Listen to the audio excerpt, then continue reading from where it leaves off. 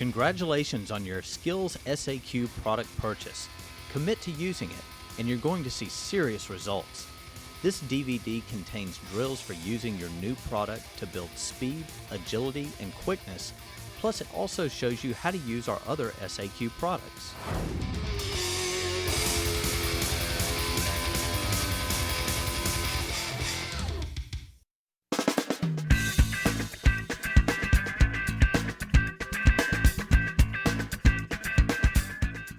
Have you ever wondered why athletes on the sideline don't have big soft couches to sit on when they're not playing?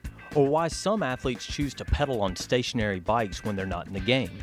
The answer is that athletes on the sideline don't want to get too relaxed or cool off too much before the coach throws them back in the action. Athletes want to stay loose and keep their core temperature raised in order to perform at their best. The same is true for practice. Athletes don't just walk out on the practice field and begin moving at full speed. There must be a period of warming up. And since the amount of time available for practice is often stretched thin, the time allotted for warming up must be as productive as possible. A dynamic warm-up requires the athlete to bounce around, creatively stretch their muscles, exercise balance and body control, and reinforce specific forms of proper movement technique. This type of warm-up routine also awakens an athlete's mind for the upcoming workout. By conducting a better warm-up routine, you will accomplish more in your practices and be better prepared for your games. So don't begin your next practice by sitting your athletes on the ground. Instead, kick it off by implementing a handful of the following drills on this video. To loosen the upper body, athletes will perform arm circles. In this exercise, the athlete will circle their arms from front to back, flexing all the muscles in their upper body and trying to keep their elbows together as long as possible. Athletes should progress forward slowly enough to complete about 4 to 5 circles in a 10-yard distance. Athletes should remain on the front of their feet and bounce through the entire movement rather than walk. After the athlete has performed the movement for 10 yards, he will then jog for another 10 yards. Arm circles can also be performed by circling the arms in a backwards motion as shown here. Quad walks require the athlete to take a step, grab his ankle, and pull his leg backwards. Once the athlete has pulled his leg back, he then balances on one leg and pushes his hips forward. The leg is then released and the motion is repeated with the other leg. This exercise targets flexibility in the front of the thigh and in the hip flexors. As with the other drills, after the athlete has covered 10 yards performing quad walks, he then jogs an additional 10 yards. When performing shin grabs, an athlete should maintain an upright posture, grab their shin, and pull it deep into their chest. Pulling the body into this position and then holding the position for a second requires tremendous flexibility and body control. As athletes hold this position, they should also aim to support all of their weight on the front of their foot and not on their heel. After pausing at the top of the motion, the athlete will release their leg, step forward with it, and then repeat with the other leg. Russian walks target hamstring flexibility, and athletes should keep their legs straight at all times during this drill. As one leg kicks straight in front of the body, the other leg should remain straight and the athlete should maintain an upright posture. The athlete should aim to kick as high as possible, but not at the expense of bending the knee. As the athlete walks, his arms should be extended with his hands above his head. When the leg is fully extended in front of the body, the athlete will reach out and touch his toes with the opposite hand. Notice that the leg kicks out straight in front of the athlete's body and that the hand reaches over and touches the leg. Athletes should avoid doing the exact opposite and kicking the leg across the body, because this is more likely to cause the athlete to twist away from the direction they are trying to travel. As a good habit, athletes should always focus on keeping their nose, shoulders, and hips pointed at their desired destination. A skip simply involves pushing off the ground with one foot and then landing on that same foot. This is a very basic movement, but a startling number of athletes have trouble doing it. A-skips focus on rhythm and correct sprint angles. Key points to a successful A-skip include an upright posture, 90-degree bend at the elbows, thighs brought parallel with the ground, and toes pulled towards the shins. It is important that an athlete be able to smoothly perform the rhythmic motion of A-skips because it mimics much of the positioning needed for high-speed, efficient sprinting. After performing A-skips for 10 yards, the athlete then jogs freely for another 10 yards. The backwards open hip skip focuses on rhythm and aims to loosen the hips and groin.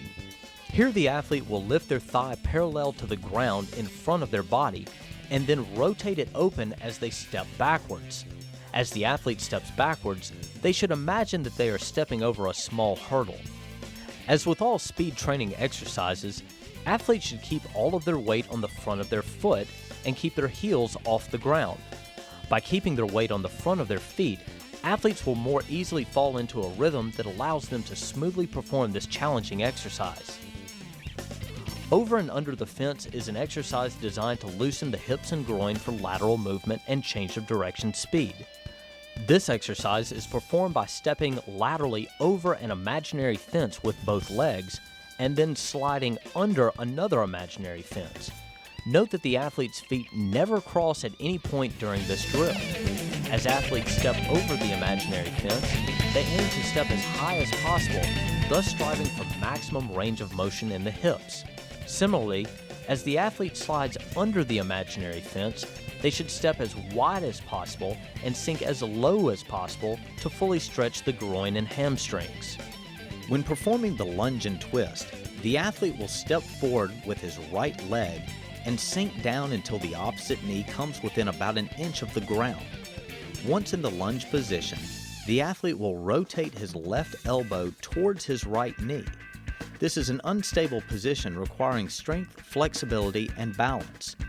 From this position, the athlete will step through with the left leg all the way from the trail position to the lunge position. This should all be done in one motion, and additional steps should not be taken in between. The inchworm begins by placing the athlete in the up position of a push-up. From here, the athlete walks his feet up towards his hands. The athlete should aim to keep his hands in contact with the ground while he is walking his feet forward. Once the athlete's feet make it to his hands, the athlete then walks his hands away from his feet until he ends up back in the starting position. This process continues until the athlete has covered 10 yards. Athletes should attempt to keep their hands flat on the ground during the entire repetition and to walk their feet all the way up to their hands without bending their knees. Achieving this goal is not easy, but athletes will come closer and closer as they develop more flexibility in their lower back, hips, and hamstrings.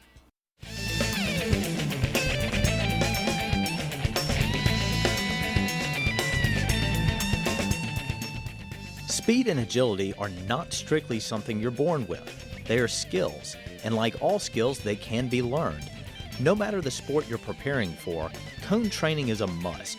The constant starting and stopping that takes place in sports makes it critical for athletes to develop the ability to accelerate, decelerate, change direction, and accelerate again, all while minimizing a loss of speed.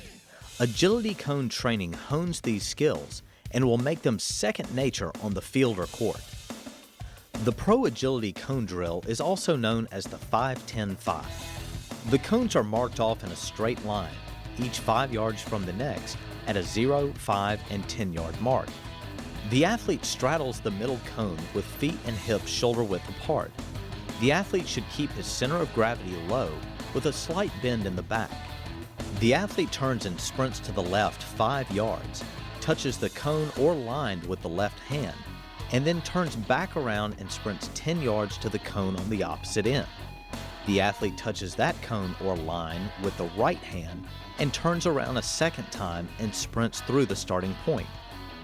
The 3-cone drill is used as a gauge in the NFL combines to evaluate an athlete's ability to bend, pivot, and shift body weight.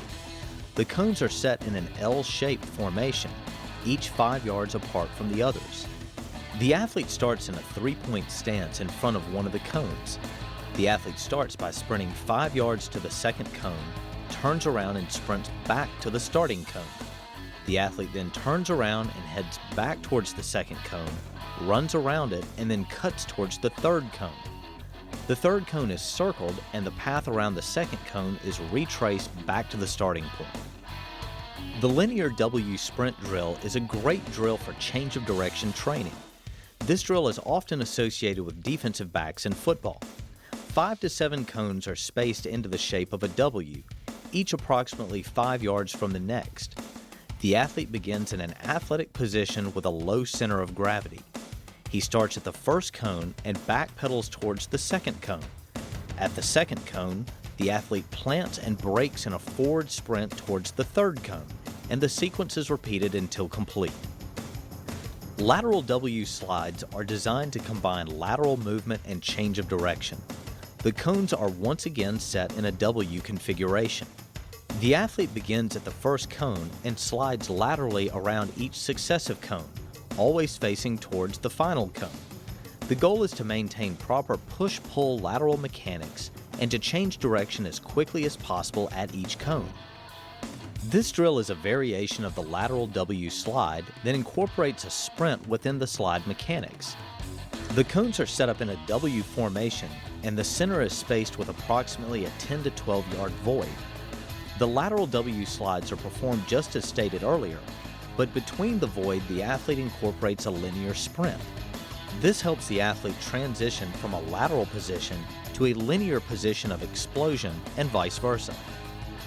The cones are configured in a figure 8 formation. 2 circles 3 to 4 yards wide are constructed using at least 4 cones. The athlete slides laterally by beginning at the top of one circle facing towards its center. The athlete navigates the circle while continuing to face center. At the intersection of the circles, the athlete transitions from facing the center of one circle to facing away from the center of the second. The athlete then navigates around the second circle and transitions back again at the intersection to the first circle. Change direction of the lateral movement with each set.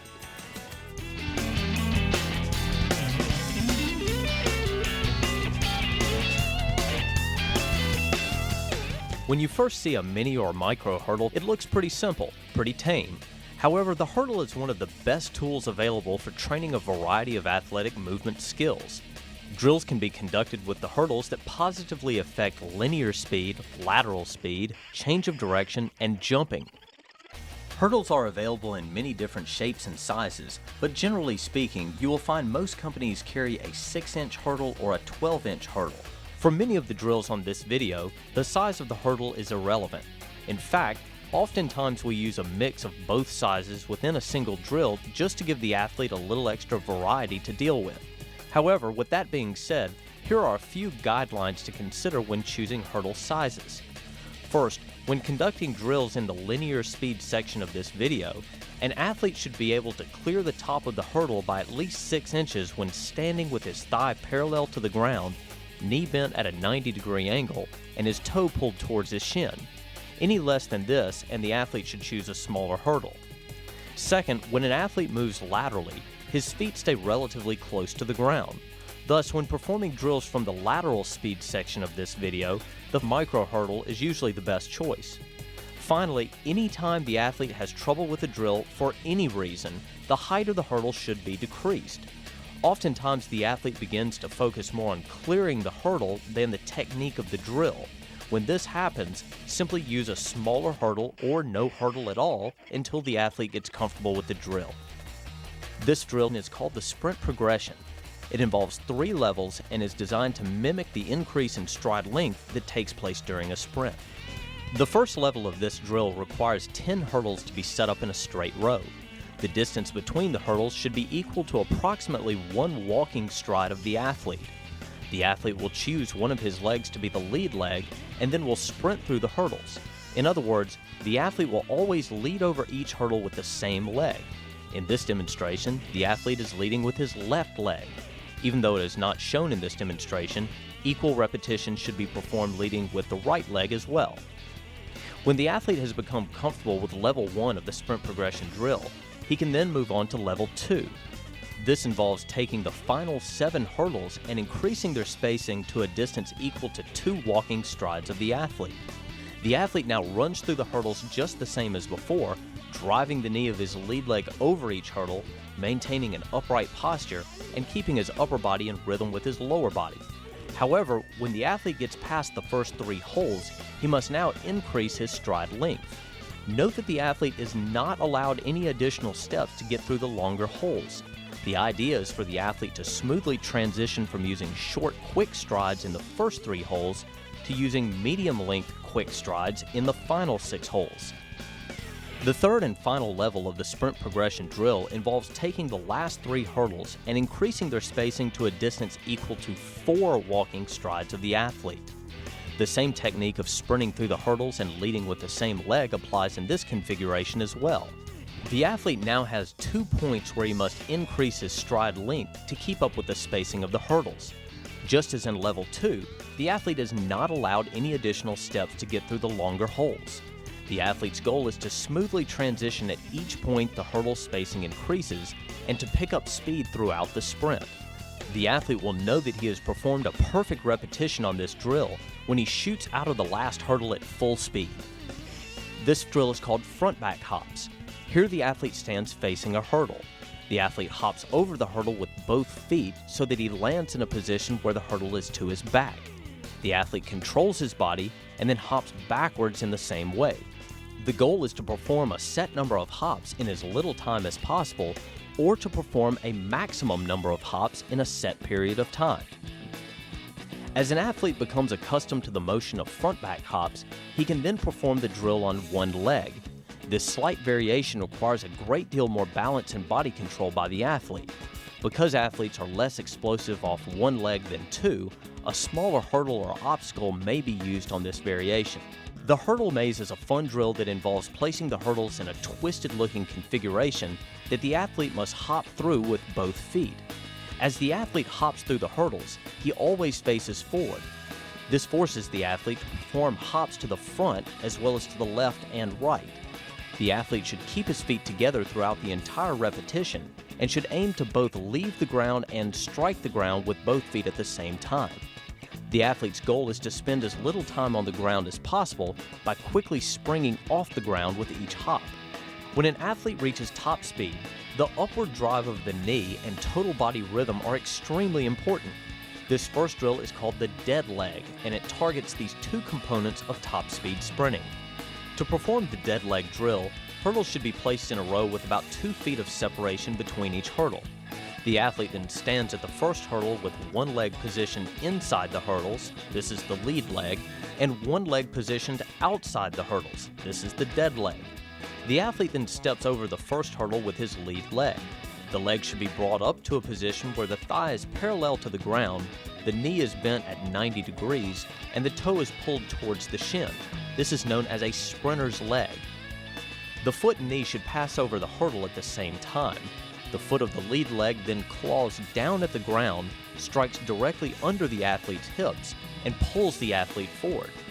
The dead leg remains in a straight, locked position and simply slides forward. Note that the athlete keeps his weight on the front of his foot on the dead leg, and that the dead leg is always in a position slightly behind the lead leg. The athlete should maintain an upright posture during this exercise and should allow his arms to fall into rhythm with his lower body. Since this drill essentially targets only one leg at a time, equal repetitions must be performed with both the right and left legs. The Icky Shuffle involves setting up the hurdles in a staggered configuration and so that all of their crossbars run in the same direction. The athlete begins to the left of the first hurdle and steps over it with his right leg, and then with his left leg. The athlete then steps to the outside of the second hurdle with his right leg, picks up his left leg, and steps to the inside of the second hurdle. The right foot is then brought to the inside of the second hurdle, and the pattern is repeated to the end of the hurdle configuration. This drill should start off slow until the athlete gets the rhythm. At that point, the athlete can speed it up and produce some rapid foot contacts. Lateral hops work the same way as front-back hops, except that the athlete is hopping laterally over the hurdle. Both feet should leave the ground and strike the ground at the same time on this exercise. Again, the focus is on quickness off the ground. As you have probably guessed, lateral hops can also be performed on one leg as well. Because single leg movements tend to be more difficult than double leg movements, we have substituted the 12-inch mini hurdle with a 5-inch micro hurdle in this drill. Remember that anytime single leg drills are being performed, An equal number of repetitions must be performed on the right and left legs. The dead leg isolates a single leg and teaches the motion the leg should go through when passing over a hurdle. This next drill takes that motion and allows the athlete to apply it while using both legs in a running motion. The hurdles remain in a straight row with about 3 feet of separation between them. The athlete performs this drill by starting 5 to 10 yards behind the first hurdle. The athlete should aim to maintain this lead-in sprint speed throughout the hurdle configuration. As the athlete runs through the hurdles, one leg will always lead over each hurdle and one leg will always trail over each hurdle. Equal repetitions will be performed with each leg serving as the lead. Each time the athlete steps over a hurdle, his leg should be in a sprinter's leg position where his thigh is parallel to the ground, knee bent at 90 degrees, and toe pulled towards the shin. Again, all of the action with the leg takes place in front of the body, and the knee and foot should pass over the hurdle at the same time. An upright posture should be maintained throughout the sprint. The arms should fall into rhythm with the lower body, and all of the athlete's body weight should be on the front of his feet. Here the athlete begins by straddling the first hurdle. The athlete then hops in the air to the second hurdle and lands in a position where he is straddling that hurdle. The athlete should aim to spend as little time as possible on the ground and should spring off the ground as soon as he comes into contact with it. A low-to-the-ground, flat-back position should be maintained when performing this drill. Such positioning will help the athlete react more quickly off the ground and will condition the athlete to maintain this ready position at all times. The straddle hop drill can be made more difficult by turning it around and performing it in reverse. Again, the athlete must maintain a low crouched position and should react quickly off the ground. As the athlete hops in the air, he must look down to locate the next hurdle so he can land in a position straddling that hurdle. Even though very little has changed in this version of the exercise, it requires a great deal more body control and concentration than the last.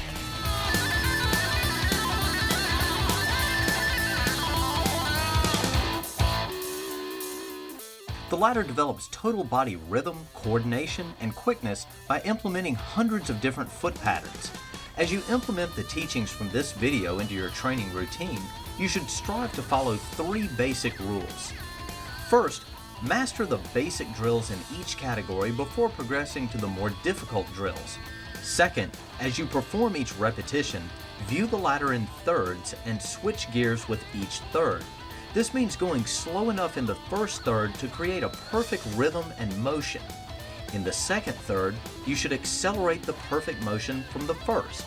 The final third is where you aim to reach top speed. Your goal is to never mess up and hit the ladder, but if it's going to happen, it should happen in the final third where you're really trying to step on the gas. Finally, as you move through the ladder, listen to your feet. Because each drill has its own unique pattern, it also has its own unique sound and beat. Concentrate on this sound and making it gradually increase in tempo. By following these 3 basic rules, you will ensure that you get the most out of your ladder training. On this first drill, the athlete alternately places one foot in each hole and concentrates on maintaining an upright posture. It is essential that the athlete learn to keep the backward snap of the elbow in sync with the feet.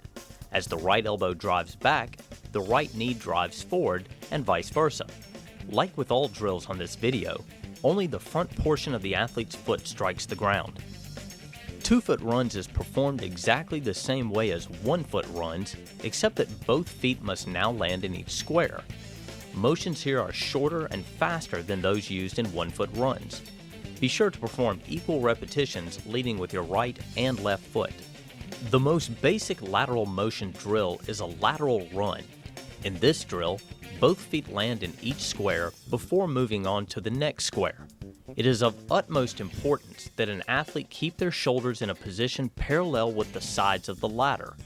By maintaining this position, the athlete is capable of reversing their movement from left to right. Athletes that begin to open their shoulders towards the direction they are moving leave themselves vulnerable to a cutback by the offensive player. As with all lateral drills, make sure you give equal attention to performing reps both to your left and right. The cross-country skier drill requires lateral balance and nimble feet. For this drill, the athlete begins with the lead foot in the first square and the trail foot directly behind and outside the first square.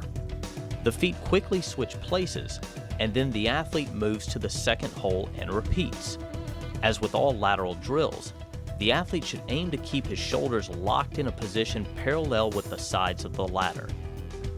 This version of hopscotch, the athlete starts with both feet inside the first hole, and then hops forward and lands with a foot on either side of the second hole. This pattern is repeated through the entire length of the ladder. The athlete should concentrate on maintaining a low center of gravity, especially as the speed of the hops increase. Straddle hops place the athlete in a low, wide-based defensive position.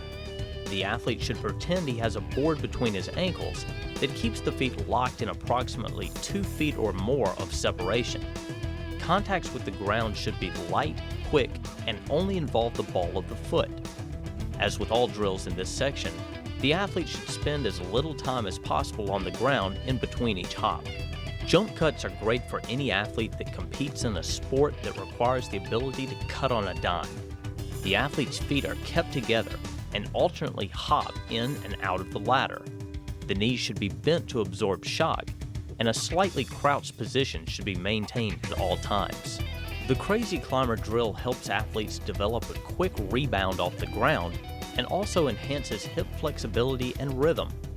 An athlete performing the Crazy Climber should keep his feet locked in approximately an 18-inch separation. When hopping, both feet should hit the ground at the same time, and the hips should be on a constant swivel. Notice that the athlete always pivots off the foot on the inside of the ladder, and that the athlete's upper body generally remains pointed towards the end of the ladder. When performing the buzzsaw, the athlete begins in a lateral position behind the first hole of the ladder. The athlete then steps into the first hole with the lead foot and then into the hole with the trail foot. The athlete then exits the hole by stepping out with the lead foot and then stepping out with the trail foot. The athlete should enter and exit each hole of the ladder with both feet before moving on to the next hole.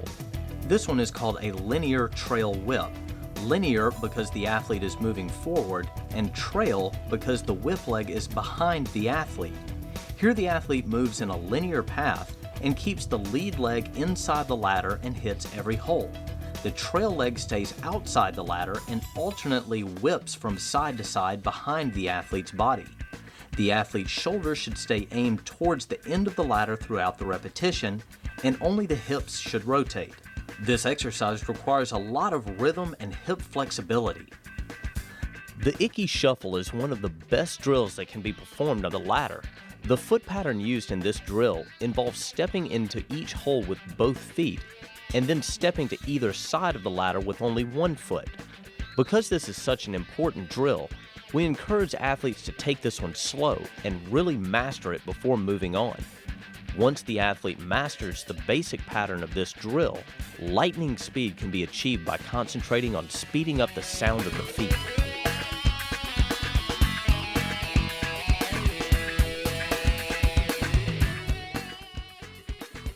You've heard it said time and time again, defense wins championships. There's a lot of truth to this statement, and that's why the lateral resistor is such an important training tool. The product consists of 2 padded ankle cuffs connected by a flexible rubber tube. The product is designed to strengthen the muscles responsible for lateral movement and designed to teach athletes proper technique for defensive positioning. By mixing this product into your training, you will develop smothering defensive skills and will make it extremely difficult for your opponent to put points on the scoreboard. Since this product is primarily a device used to train lateral speed, it is important that an athlete first understand the proper mechanics for moving laterally. When moving laterally, the athlete should always be in a low, flat back position. Staying low by bending at the knees and waist will keep the athlete's center of gravity in the right place for changing direction. The athlete's feet should always be positioned shoulder width or wider. This positioning will allow movement to the right or left at any time.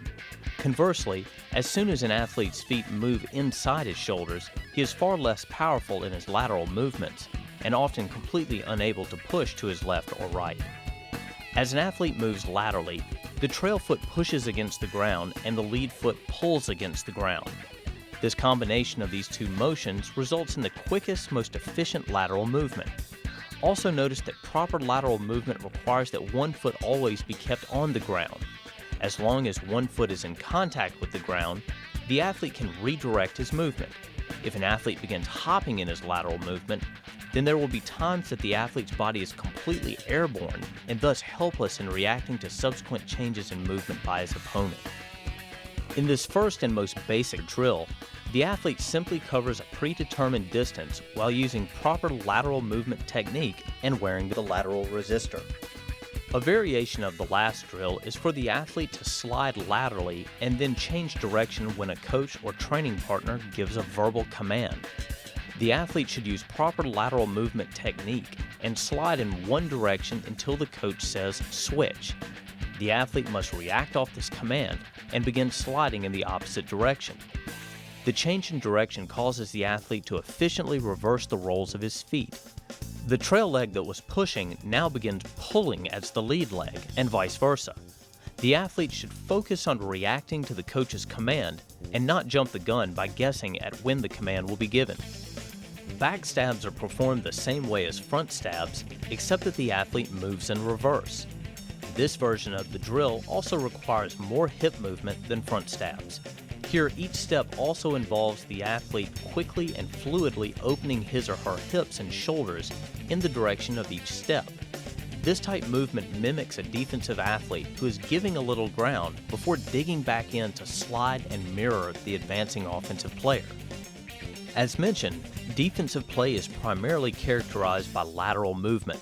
However, running a close second is an athlete's ability to quickly step at 45-degree angles. Oftentimes, it is a quick first step that puts an athlete in a position to slide laterally and mirror the movements of an offensive player. Front stabs isolate the 45-degree step. The athlete should begin in an athletic position with knees bent, shoulders over the knees, back flat, and weight on the balls of the feet. Each step should be 2 to 3 feet in length and at a 45-degree angle. The athlete must make each lead step as quick and as powerful as possible to overcome the resistance of the flexicord. Once the lead foot has come back into contact with the ground, the trail leg then snaps beside the lead leg to put the athlete back in the starting position. The athlete then repeats the motion in the other direction with each leg reversing in its respective role. Because the resistor is a device that overloads the lower body with resistance and assistance, it is important that a contrasting free repetition be performed next. Backstabs can also have an extra step added to create double backstabs. Again, an excellent technique is to have a coach or training partner command the athlete to switch back and forth between the motions of backstabs and double backstabs during a set. Such a technique teaches athletes to adopt proper lateral defensive positioning as second nature while they focus on the separate task of reacting to the commands of the coach. Everyone has played the game of dodgeball. It's pretty simple. Someone throws balls at you and you try not to get hit. This classic game can be enhanced by strapping a resistor around the ankles of the athlete. Here we have 2 cones spaced about 4 to 5 yards apart and an athlete placed in the middle. A coach or training partner with a dozen tennis balls is placed 4 to 5 yards in front of the athlete. The coach initiates the drill by quickly throwing the tennis balls between the cones. The athlete may move between the 2 cones using only proper lateral movement technique. The athlete's goal is first to prevent the balls from hitting his feet, and second, if possible, to move so the balls pass between his feet. After playing a few games of dodgeball, the athlete's hips will be burning from fighting the resistance of the flexicord. W slides are designed to combine lateral movement and change of direction. This drill is set up by placing a series of cones in a W configuration with 3 to 4 yards of separation between each cone. The athlete begins at the first cone in the series and slides laterally around each of the cones. The goal is for the athlete to maintain proper push-pull lateral mechanics and to change direction as quickly as possible at each cone. The formation of the cones also requires that the athlete pivot off the plant foot at each cone and snap his or her hips and shoulders around in line with the next cone. After the athlete has performed a set of W slides, it is recommended that the resistor be removed and a free set of W slides be performed. The technique of following up a resisted movement with a free one is known as contrast training, and it is a common theme throughout all forms of speed development. The idea is to teach the athlete to perfectly perform while conditions are continuously changing. Many of the drills on this video have focused on the importance of sliding laterally as it applies to athletes playing defense.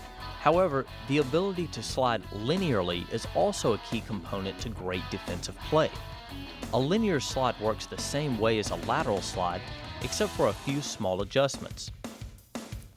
The trail leg still pushes and the lead leg still pulls. Unlike lateral sliding, where the outside of the feet is primarily in contact with the ground, linear sliding places more emphasis on the front part of the feet. For this drill, you will arrange a series of cones in a W configuration with about 2 to 3 yards of separation between each cone. Rather than starting in a lateral stance, the athlete will begin in a split, linear stance with one foot positioned in front of the hips and one foot behind the hips. Both feet should be within the framework of the shoulders. The athlete then uses proper linear slide technique to move around each cone as demonstrated here. Hopscotch is a fast, explosive drill that can be performed with a lateral resistor. This exercise targets rhythm, first step quickness, and hip strength. In this demonstration, the athlete begins in an athletic stance with the body weight on the front of the feet. The athlete then hops forward and lands with feet split as wide apart as possible, and then hops forward again with feet returning to their starting position. This motion is then repeated until all required repetitions have been performed. Similar to other drills on this video, the athlete should aim to stay low to the ground and avoid rising to an upright stance. This drill begins by using cones to construct 2 circles that are 2 to 3 yards wide. The athlete begins at the top of one of the circles and faces towards its center. The athlete then uses lateral slide mechanics to navigate the outside of the first circle. At the intersection of the 2 circles, the athlete transitions from facing the center of the first circle to facing away from the center of the second circle. The unique transition made at the intersection is the most important part of the drill, and the athlete should be especially focused on making it smooth and fluid.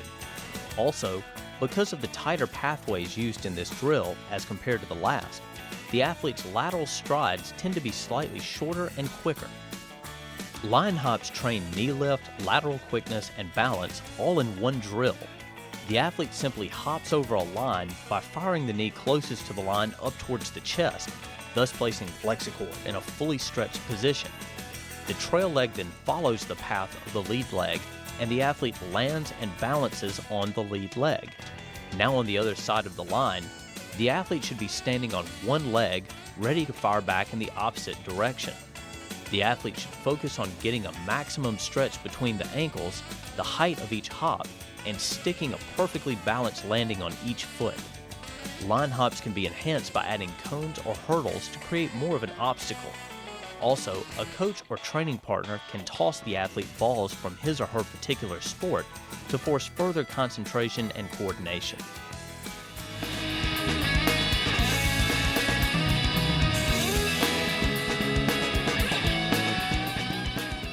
Just like other phases of a sprint, resistance can be used to train top speed as well. Because of the nature of top speed sprinting, a lighter resistance is needed. And the absolute best tool for this type of resistance is a parachute. A parachute allows the athlete to relax and maintain the upright posture associated with top speed sprinting. Athletes will typically perform parachute sprints in distances of 50 to 100 yards. Athletes should concentrate on smoothly accelerating to about 3/4 speed, and then concentrate on maintaining that speed for the duration of the sprint. Athletes will accomplish this by relaxing while they run, lifting the knees to waist height, and concentrating on the clawing motion with the lower leg that pulls them forward. The light resistance of the parachute is just the right amount to help condition these critical movements that come into play in the second half of the 40-yard dash.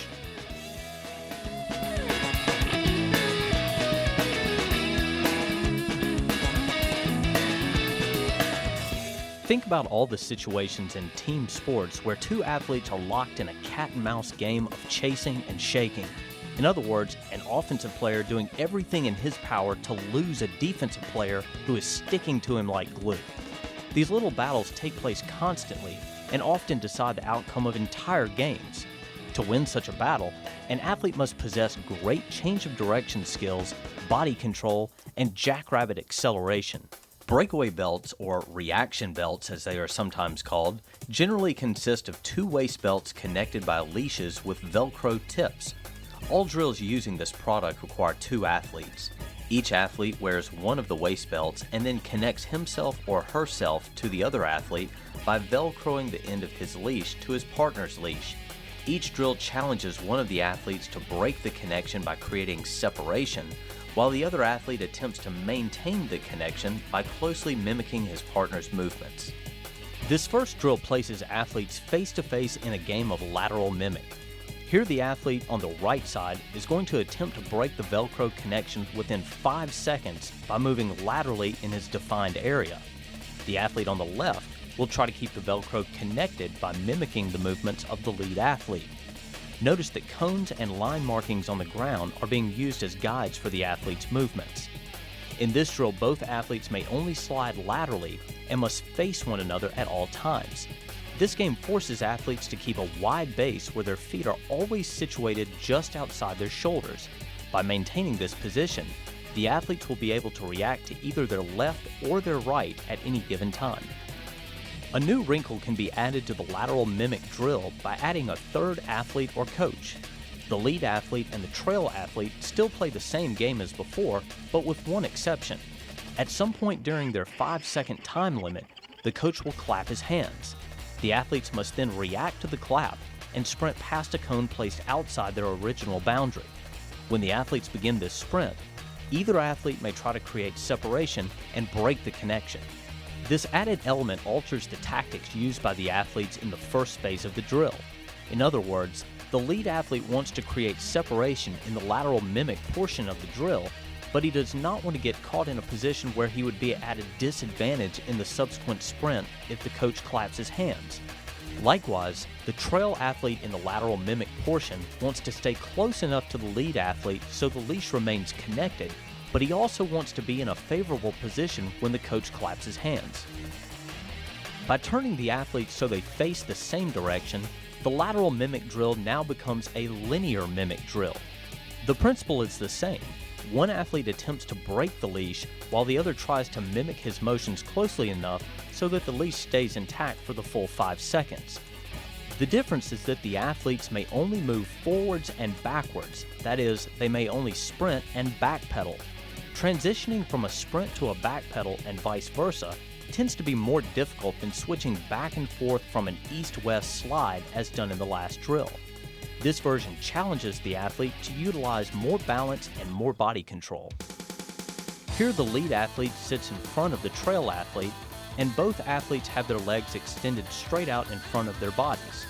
Notice that the leash is connected on the back of the lead athlete and to the front of the trail athlete. The lead athlete will initiate this drill by quickly popping off the ground and sprinting for a finish line marked 10 yards away.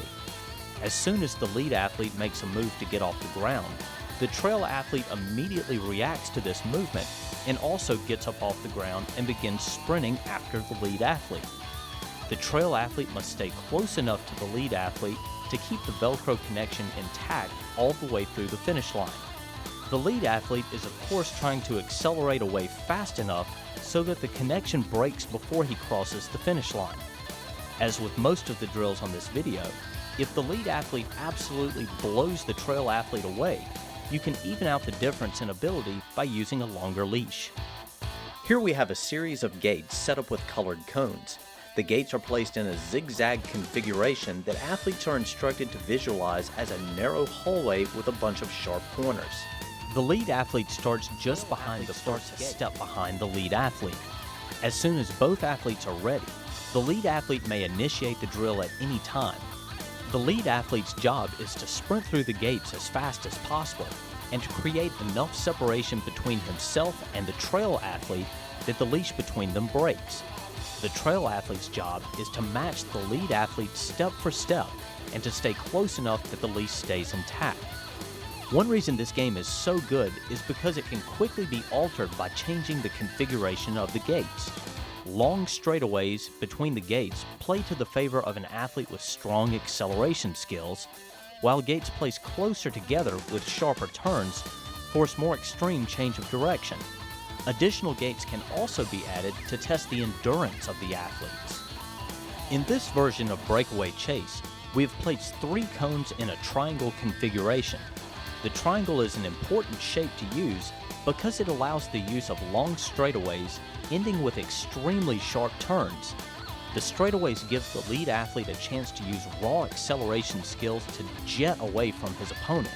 However, although the lead athlete is given the opportunity to reach a high speed in the straightaway, the corner forces him to be able to slam on his brakes, come to a near complete stop, and then successfully make the turn and re-accelerate into the next straightaway. Thus, the triangle forces both athletes to balance between 2 movements that are polar opposites, sprinting and stopping.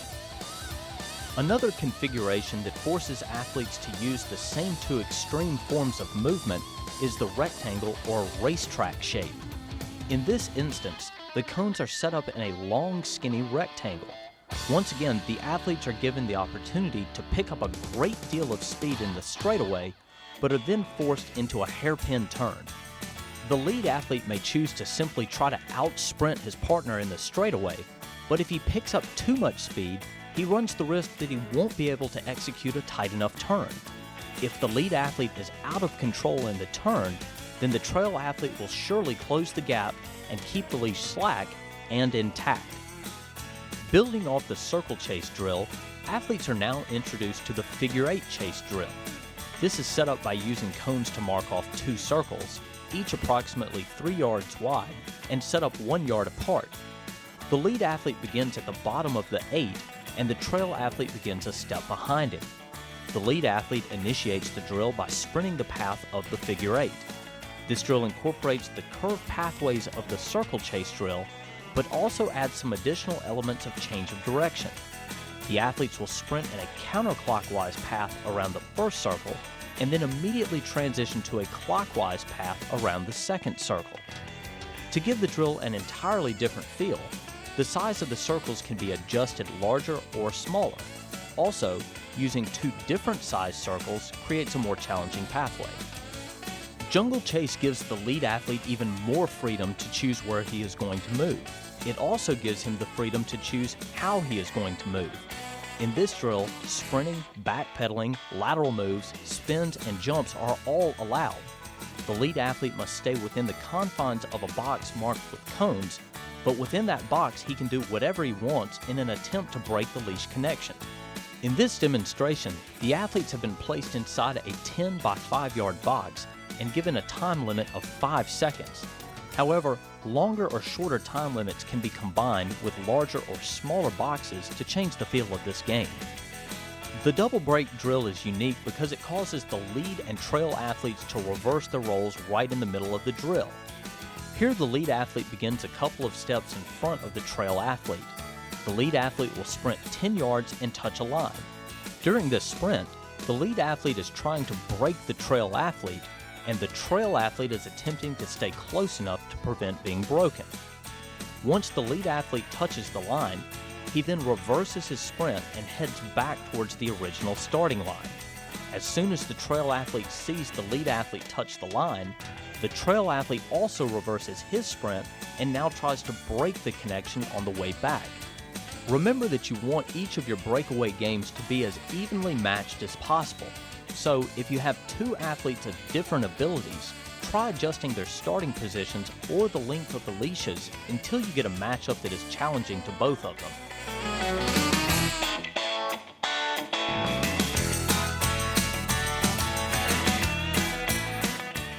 Shoe weights can be used to increase the intensity of any drill performed on this DVD, including those found in the Dynamic Warm-Up chapter.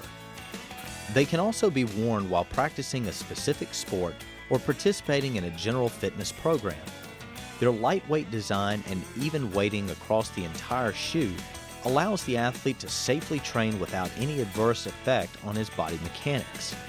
By adding the weights to a specific set of drills and then quickly removing them to perform the exact same drills immediately afterwards, athletes will be able to fire their feet more quickly, making them feel faster and more confident in their movements.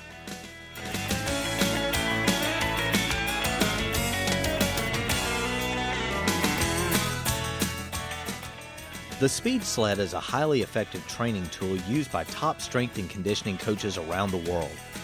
The Speed Sled safely builds power and functional strength through various resisted running techniques designed to increase acceleration and improve 40-yard dash times. The sandbag weights allow for variable resistance options that can be easily changed on the fly. They also function nicely as hand weights and can be used for virtually any strength training exercise typically performed with a barbell or dumbbell. Sled drills train athletes to accelerate faster out of a starting position, such as in the 40-yard dash. Linear running drills should be the staple movement to all sled training. The athlete starts the drill in a 3 or 4-point stance, making sure there is no slack in the leash. He then performs a full speed sprint for a preset distance using a weight that still allows him to sprint with proper form. When sprinting, the athlete should be in a good forward lean position, have his arms bent at a 90-degree angle, and maintain good knee lift throughout the drill. It's important to start out light and master the mechanics before increasing the weight.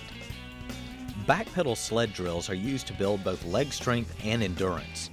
The backpedal does not require the same amount of force as a forward running drill, therefore less weight should be added to the sled. The drill is a simple backpedal with short, choppy steps. The drill is started by pushing off from the front foot. The arms should fire in sequence with the lower body. The chin should remain over the toes and the shoulders over the knees throughout the drill. The feet stay close together and the movement should look as if the feet are skimming over the grass. The lateral slides are similar to the backpedal drill in that limited force is generated. The sled should be much lighter than when performing linear drills. The athlete starts with his back low and flat by bending at the knees and waist while keeping the feet shoulder width apart. The lead foot pulls the body and the trail foot pushes the body. The combination of this push-pull action builds more efficient lateral movement. One foot should always remain on the ground and the athlete should not hop or click his heels together at any time during the drill.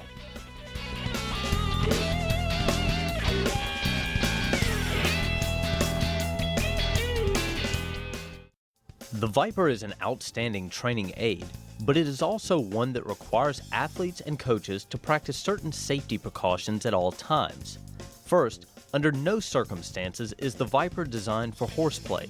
Many of the drills conducted with the Viper involve stretching the 8-foot flexicord. The tension that is placed on the Viper's flexicord is capable of numerous unique training benefits, but it is also capable of causing injury if misused. Coaches and athletes using the Viper must understand that they are engaged in serious training and not casual play. Second, the Viper's flexicord is 8 feet long and is designed to be stretched to a maximum distance of 20 feet. Overstretching the flexicord could cause the flexicord to rupture or could cause components of the belt or handle attachment to break due to excess force. To avoid unintentional overstretching, cones marking the maximum stretch limit should be used at all times. It should be noted that some Viper drills cover more than 20 feet, but in such circumstances, the anchor athlete is moving with the athlete being trained so that separation is never more than 20 feet. The Viper's flexicord is designed to be attached to the padded Viper waist belt and/or the Viper handle strap. No other devices should be used to secure either end of the flexicord. When attaching the flexicord to the waist belt, only one end of the flexicord should be attached to any of the individual metal rings at one time.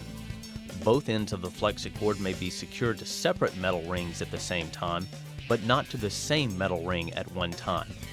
Athletes and coaches should inspect the attachment points on the waist belt before each use for signs of wear or damage. If either is discovered, the belt should not be used. When only one end of the flexicord is attached to the Viper's waist belt, the other end must be secured to the Viper's attachment handle. This handle may be wrapped around a sturdy stationary object like a goalpost, worn around the waist of a second athlete, or held in the hand of a second athlete. When this third method is used, the athlete should insert his or her hand through the handle's loop and then firmly grasp the strap. Athletes wearing the Viper's waist belt must be conscious of how they connect the front buckle.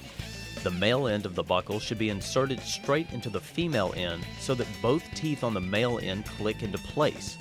If the athlete does not connect the buckle properly, only one of the teeth will click into place and may cause the buckle to come unfastened during use. Lateral let-goes are performed by removing the FlexiCord component and using only the waist belt and handle attachment. The athlete will begin on the starting line in a lateral position with the handle and training partner positioned on his trail hip. The athlete will then move laterally against the resistance of the partner for 3 to 7 yards. At the designated mark, the partner will release the athlete, and the athlete will turn and sprint for the other half of the marked distance. The athlete's goal is to focus on proper slide mechanics, where the trail leg pushes like a piston, the lead leg pulls, and one foot is always in contact with the ground. The athlete should react to, rather than anticipate, the release of the handle. At the point of release, the athlete should snap his hips from a lateral to linear plane and then accelerate through the end of the marked distance. It is important that the partner give just enough resistance to slow the athlete's slide, not so much resistance that the athlete can't slide at all. Also, the point of release is the most important part of the drill. The athlete should focus on being quick and explosive at the point of release, not just during the portion where he is being resisted. An athlete that fails to accelerate through the final cone is defeating the point of the exercise. In this drill, the FlexiCord component will be used to assist the athlete through a lateral slide and through the transition into a linear sprint. The athlete begins in a lateral position with the FlexiCord attached to the lead hip. The partner then walks out to a distance of 10 to 12 feet, so the FlexiCord is pulling at the athlete's lead hip. The athlete will initiate this drill by beginning the lateral slide motion. The partner will then begin to move so the distance between the two is maintained while the athlete is moving. At the halfway mark of this distance, the athlete turns and sprints through the final cone. As with all lateral drills, it is important that the athlete perform equal repetitions to the left and right. To play lockdown defense, an athlete must be able to quickly move both to the left and right and be able to smoothly transition between the two. Performing lateral W slides with the resistance and assistance of a FlexiCord is the perfect training mechanism for developing this skill. Lateral W slides are performed by setting up a series of cones in a W configuration with 2 to 3 yards of separation between each cone. The athlete begins at the first cone with a FlexiCord on his hip and the training partner spaced about 10 to 12 feet away so the FlexiCord is slightly stretched. The athlete performs the drill by sliding laterally around each cone in the W configuration. The partner moves with the athlete so the FlexiCord remains consistently stretched to the athlete's side during the entire repetition. The box drill is one of those exercises that is so fun athletes forget just how hard they are working. This drill is set up using cones to create a square that is 3 to 5 yards wide. The athlete is placed in the middle with the FlexiCord connected to his left or right hip. A partner anchors the FlexiCord to provide resistance. A second partner is positioned in front of the athlete with a dozen tennis balls. The drill begins when the partner begins tossing tennis balls inside the square. It is the athlete's job to keep the square clean of any debris. To accomplish this, the athlete must sprint to all 4 corners of the square, stop, change direction, and react to the movement of the tennis balls. As the athlete moves, he is resisted and assisted by the pull of the FlexiCord. In this example, the partner anchoring the FlexiCord is moving around the box during the repetition. This causes the direction of the FlexiCord's pull to change throughout the repetition and forces the athlete to quickly compensate for the changes as he moves. Athletes often have to sprint forward, stop, and then transition into a back pedal. The linear W sprint uses FlexiCord to isolate and train this motion. This drill involves setting up cones in a W configuration with about 5 yards of spacing between each cone. The athlete attaches the FlexiCord to either the front or back of the belt, and a partner anchors the other end of the FlexiCord 10 to 12 feet away from the athlete. The athlete initiates the drill by sprinting to the first cone in the series. The athlete then plants at the cone and backpedals to the cone behind it. As the athlete switches between sprinting and backpedaling, the FlexiCord is alternately applying resistance and assistance. Note that the placement of the FlexiCord on either the front or back of the belt will determine whether resistance or assistance is applied to each phase of this exercise. Lateral W sprints require setting up 5 to 7 cones in a W configuration with 5 to 7 yards of spacing between each cone. The athlete then sprints through the cones in a zigzag pattern. As the athlete sprints towards the FlexiCord, he will be assisted, and then will be resisted when sprinting away from the FlexiCord. As the athlete sprints through the cones, the partner must move with the athlete to maintain spacing and to ensure that the FlexiCord is not stretched further than 20 feet. It should be the goal of the athlete to run the cones as quickly as possible, with an emphasis on the change of direction that takes place at each cone. The aim is to change direction by making one hard step, rather than a series of short, choppy steps.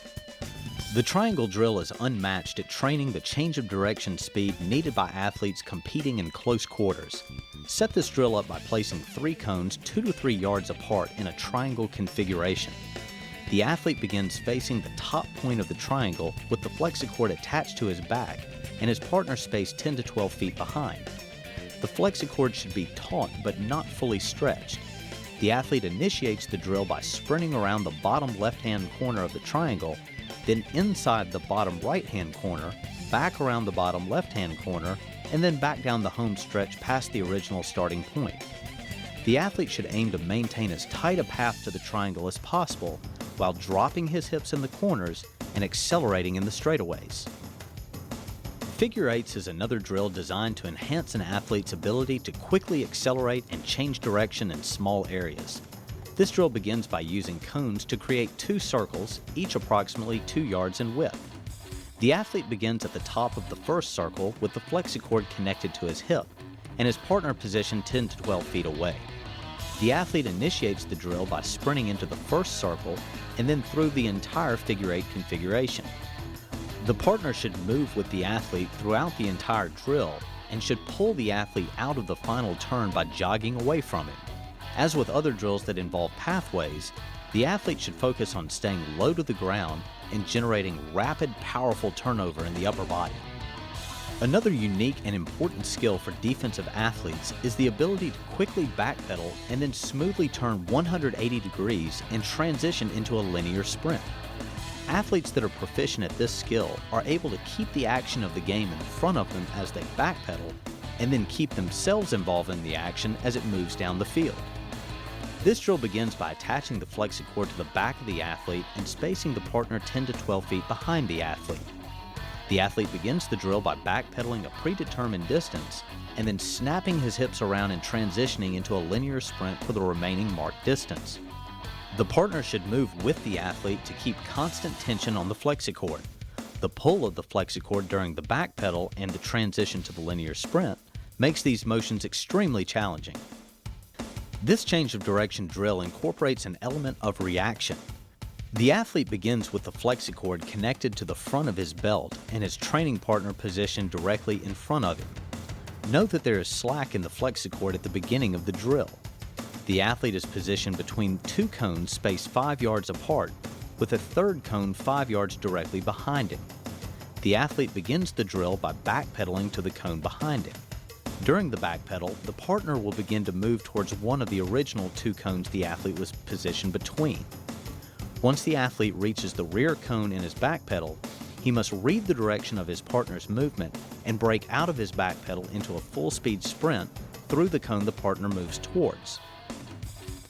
Note that the partner moves flat towards one of the 2 cones and does not start moving away from the athlete until the athlete begins his sprint through the cone.